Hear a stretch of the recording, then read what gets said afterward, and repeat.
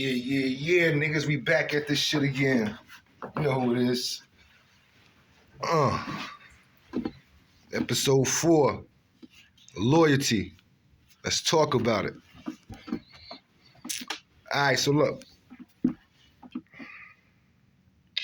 I had a strong motherfucking crew. I ain't even gonna hold you. I had a strong fucking crew when it came down to hitting licks. And I said it because what made my team so strong was it varied nonstop. It was a byproduct of motherfuckers reaping the benefits of it and not wanting to do it no more. And on the other side, other new people that was jive thorough, hearing about it and wanting to be a part of it. So, I always had like a rotating roster, I guess you can call it, One of my dudes that I used to do that type of thing with was my man Big B. Big B used to be the Clips road manager. Big 6'7" motherfucker. Big motherfucker, like straight up. Cool as a fan though, solid nigga, give you his last.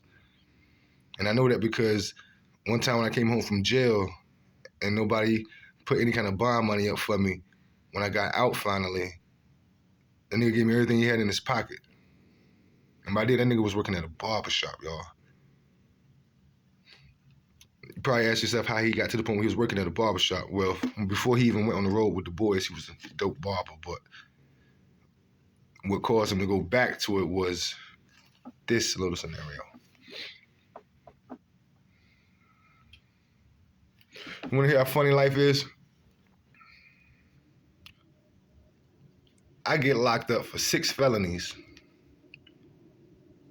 Abduction, kidnapping, possession of a firearm in the commission of a felony, wearing a mask in public places, some other shit, know what I mean? While I'm in there, the Clips manager, Jeezy, he up. I mean, he was always doing his thing, but the nigga, he found that right plug. If you listen to the DJ Vlad interview he spoke on, he mentioned how he got a mean plug in Midwest, and it was blessing him. It was so plentiful, he was throwing everybody bricks. My man Big B somehow came across one of those bricks. Now, I'm just fresh out on bond. Yeah, matter of fact, before I went to jail, my bad. Once I got locked up and came home, my man Big B came and saw me. Like, yo, I need you, Sko. He said, like, I need you bad. I'm like, what's wrong, bro? Because, he seemed like he was in distress. He like, man, basically I just got hit for a brick. I'm like, and my mom thinking, like, where the fuck you get a brick from? First and foremost, because when I left you didn't have a brick. You know what I mean? So, like, what the fuck you get a brick from? So he telling me where he got it from and all this and all. So I'm like, how the fuck you lose the brick, though?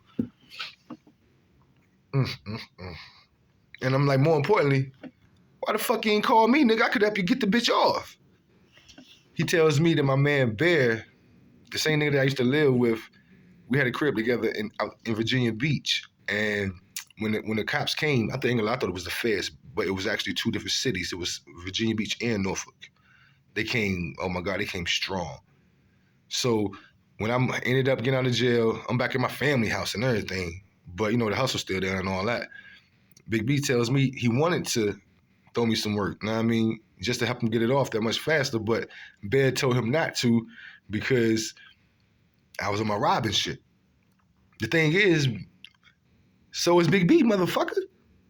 I'm the one that really put Big B onto that shit. Like, sometimes I feel like I corrupted that man. I ain't gonna hold you. Because like I said, he was the Clips road manager. Somehow, I feel like I corrupted that dude, yo. And that's my guy to this motherfucker day. And I swear I haven't heard from that nigga in years. But if you even listening to this Big B, you my motherfucking G's, yo, no matter what, yo.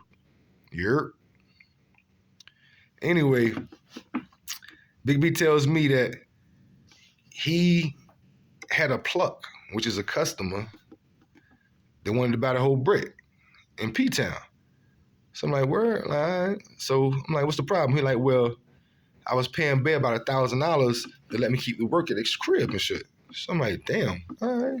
You know what I mean? That's what it is. I'm still tight that Bear told you that you shouldn't fuck with me on that shit because that was my guy. So why would he throw dirt on my name like that? You know what I mean? Especially when I'm the one that really put you on hitting licks. So why would I double cross you in the first place? And one thing we had the strong principle of is don't cross your family. I've never crossed anybody in the Star Trek family. I've never crossed nobody that was around the clips or anything. That was never my intention, ever. We never had no vibes like that. You gotta have some kind of principle with this shit. You gotta remember, we already thieves. I know they say ain't no honor amongst thieves, but shit. You gotta break the cycles to some degree, you know what I mean? So that's what we stood on. So he's telling me that he got the brick, the barber nigga wanted the goddamn cop. He let Bear come with him. And he telling me that Bear acting nervous from the jump. He forgetting stuff right as they're leaving, acting all jittery and stuff. And Big B ain't the biggest hustler in the world. So for him to notice this about Bear, it must have been pretty obvious. Know what I mean? He could tell that Bear wasn't used to dealing with this kind of weight or even really being that deep in the game in any kind of way. Because what Big B was going to do, he was going to let Bear make the transaction. They get to P-Town. They do it at some little spot, know what I mean, restaurant spot, know what I mean, supposed to be in the bathroom. Bear takes the brick in the bathroom with the nigga. The whole plan is for Bear to count the money, make sure everything's official, and then give him the work.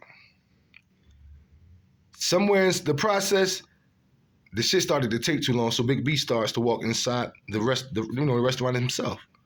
As he's walking in, the nigga coming out. Now, Big B know the nigga, but you gotta remember, it's a deal. It's no niggas trapping and shit, so everybody trying to make the shit look as discreet as possible, so Big B moved by like he ain't even recognize the nigga for real. Even though, he knew the nigga, that was his customer. So when he went and caught up with Bear in the bathroom, they checked the shoebox or the paper bag, and they got about, I think the bird was supposed to be going for like 24. This shit got like maybe 5,000 in cash in there, and the rest cut up newspapers. Bear fucked up by not counting the money in the first place. Big B fucked up by fucking with Bear. And you gotta think about it. It's the same person that said, don't fuck with Sko. Ain't that some shit? Now, this same night that this happens, I'm sure they panicking like a motherfucker. See, I don't know what's going on at the time. I'm just fresh home still trying to get my shit together to some degree. Got customers, but ain't got no fucking work. So, that's what I saying, nigga trying to get on this shit. So, all in all, it get to the point whereas they got an answer for that brick now. Big B got an answer for that brick now. So now Big B is filling me in on the whole story for the most part. He's at my crib telling me everything that happened, and I'm asking how you gonna fix this shit. And he's basically saying, I'm gonna lie and basically just say that somebody, I wanna say he said they got robbed or something to that degree. But the thing is, that's because he was too embarrassed to say that they got scammed. So naturally, when he was coming to me because he know how strong I was on that lick hitting shit. And he know for a fact, if I needed, he's seen me torture people before, put it like that. So he knew for a fact, whoever this person he needed me to catch up with, which is what he was asking me, to catch up with the person that did it, the barber nigga, he wanted me to get the shit back. He knew where the nigga Pops lived at, but he didn't know where he lived at. And obviously, if the nigga took a brick that easily, he wasn't gonna be just sticking around town for the most part. As this is happening though, Jeezy's still looking for that goddamn money for that brick.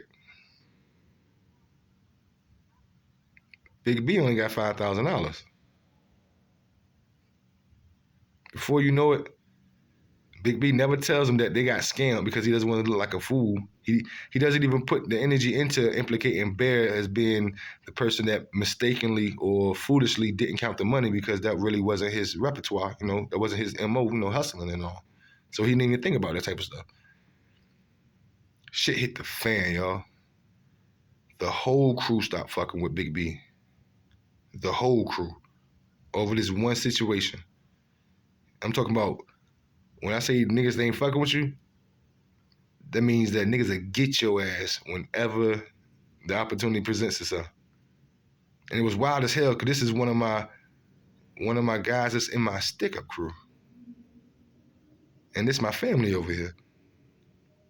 My old head, everybody at one point was like, yo, I'm gonna pluck that nigga head off.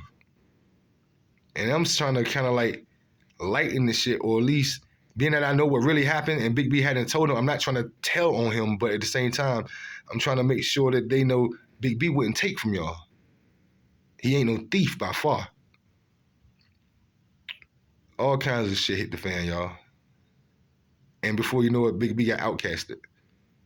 Niggas was coming at his head for a minute and every damn thing. It's just being in this game, y'all. That shit'll get you fucked up.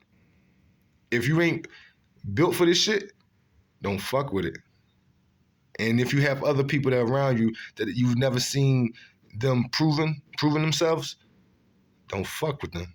See, Big B seen me hit 1,000,000 licks. He seen me cut motherfuckers up. That nigga seen me rip a nigga whole pants off with my hands. Literally. Cause the nigga tried to stash the money in between his goddamn drawer. I literally ripped that shit. So he knows, he seen me tried and tested.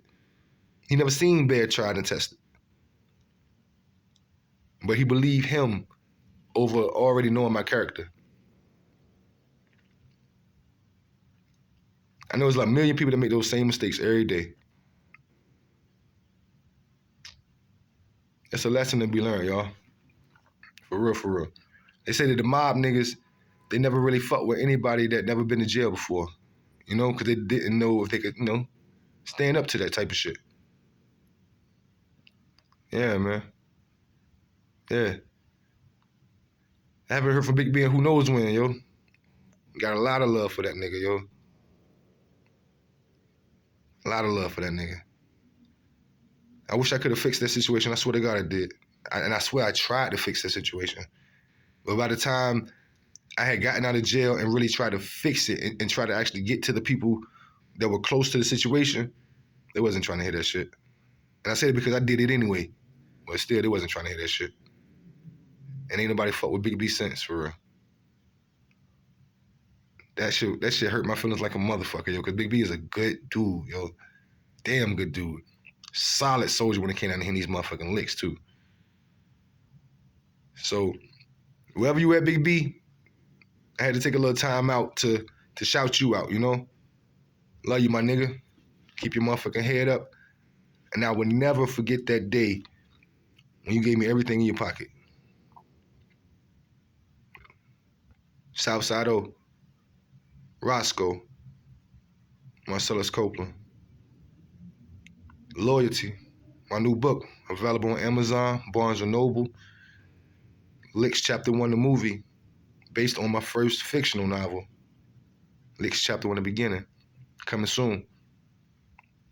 And be definitely sure to check for Licks Chapter 2, Wink's Revenge, available also on Barnes & Noble, Amazon, and all other streaming platforms. We're gonna have some fun with this shit, y'all. This is just the beginning. So, with that being said, see you soon. Southside.